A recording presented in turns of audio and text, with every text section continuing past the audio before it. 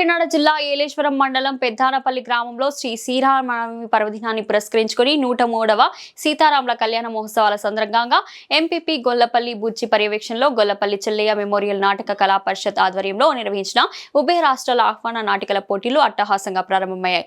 ఈ పోటీలకు ముఖ్య అతిథులుగా ప్రత్తిపాడు జగ్గంపేట ఎమ్మెల్యే వరపుల సత్యప్రభ, జ్యోతుల నెహ్రూ, జనసేన నియోజకవర్గ సమన్వయకర్త మేడిశెట్టి బాబీ కూటమి శ్రేణులతో హాజరై జ్యోతి ప్రజ్వలన చేసి నాటిక పోటీలను ప్రారంభించారు. ఈ సందర్భంగా ముఖ్య అతిథులను ఎంపీపీ బుజ్జి ఆధ్వర్యంలో కళా పరిషత్ నిర్వాహకులు సుంకర సత్యబాబు తదితరులు ఘనంగా సన్మానించగా మొదటి ప్రదర్శించిన ఇంద్రప్రస్థానం నాటికను ఎమ్మెల్యేలు తిలకించారు. 4 రోజుల పాటు జరిగే ఉభయ రాష్ట్రాల నాటికల పోటీలో 9 నాటికలు ప్రదర్శించడం జరుగుతుందని కళా పరిషత్ అధ్యక్షులు గొల్లపల్లి బుజ్జి తెలిపారు. ఈ సందర్భంగా ముఖ్య అతిథులు మాట్లాడుతూ ప్రస్తుత కాలంలో కళా పరిషత్ ద్వారా కళాకారులను గుర్తించి నాటక రంగాన్ని ప్రోత్సహిస్తున్న గొల్లపల్లి బుజ్జి అభినందనీయుడన్నారు. ఈ కార్యక్రమంలో కూటమి నాయకులు పర్వత సురేష్, యాళ్ల జగదీష్, గొంతన సురేష్, పెంటకోట మోహన్, బొద్దిరెడ్డి గోపి, మూతినారాయణ స్వామి, బసప్రసాద్, సూతి బాబులు, దనకల ప్రద్రం, జగిటాపు సూరిబాబు, నూకతాటి ఈశ్వరుడు, గంగిరెట్ల మణికంఠ, శ్రీనివాస్, పలివెల వెంకటేష్, మనంబంగ, బచ్చల తదితరులు పాల్గొన్నారు.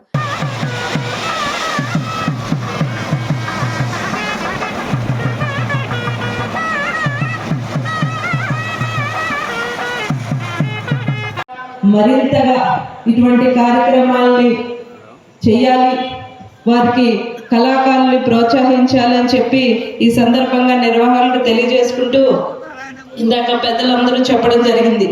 ఏదైతే పద్మనాభం గారి కళా పరిషత్తు, మన తాతయ్య గారి జ్యోతుల కళ, వారు కూడా ఈ రంగాల్లోకి ముందుకు రావాలి. టెక్నాలజీ మారుతున్న వాటిని అనుగుణంగా ఈ నాటక రంగాల్ని కళాకారులు కూడా అందులో భాగస్వామ్యం చేయాలి అని ఈ సందర్భంగా ప్రతి ఒక్కరికి నేను తెలియజేసుకుంటున్నాను.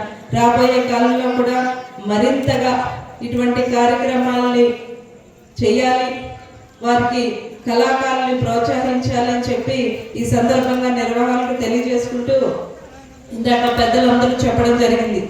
ఏదైతే పద్మనాభం గారి కళా పరిషత్తు, మన తాతయ్య గారి జ్యోతుల కళా పరిషత్, పద్మనాభం గారి గురించి నాకు అంతగా మాటల ద్వారా విన్నాను తప్ప ఈరోజు వీరందరూ మాట్లాడినప్పుడు వారు చేసిన సేవల్ని ఇందాక నేను అక్కడ కూర్చున్నప్పుడు కూడా దీనికి సంబంధించి కొంచెం మాట్లాడడం జరిగింది. అందరూ కూడా వారి యొక్క చేసిన సేవలు, కళల గురించి, నాటక రంగానికి ఈ సందర్భంగా మనం వేదిక మీద నుంచి మనకు అందివ్వడానికి అవకాశం ఉండేటటువంటి పరిస్థితులు ఉంటాయి. అది మరి ఇవాళ నిర్వహణ చేస్తున్నటువంటి నిర్వాహకులు కానీ మా బుజ్జిని కానీ చూసినట్టయితే చాలా ఆనందంగా ఉన్నారు. ఎందుకంటే నాటకాలు తీరు మారిపోయినాయి. ఇవాళ ఈ డయాస్ మీద ప్రదర్శించేటటువంటి నాటకం యొక్క విధానం వేరు. ఇక్కడ ఉండే ప్రతి ప్రదర్శన కూడా ఈ సమాజానికి, మనకి భవిష్యత్తుకి దిక్చూసి అవుతాయి. ఒక చక్కని దృశ్య మాలికతోటి మనందరికీ కూడా ఆదర్శవంతమైనటువంటి జీవితాలను ఇవ్వడానికి ఒక మెసేజ్ ఇచ్చేటటువంటి పరిస్థితి ఉంటుంది. మనం ఈరోజు గ్రామాల్లో నాటకాలు వేస్తాం అంటే గ్రామీణ కళాకారులు ఇక్కడ నేను తప్పు పట్టడం కాదు, కనీసం నాటకాలను బతికించడానికి ప్రయత్నం చేస్తున్నారు కళ మీద ఉన్నటువంటి మోజుతో. కానీ ప్రేక్షకుడు మారిపోయినటువంటి స్వభావంలో కథ ఒక తీరుంటది, నాటకం జరిగేటటువంటి విధానం ఒక తీరుంటది. ప్రతి కళ హృదయుడు కూడా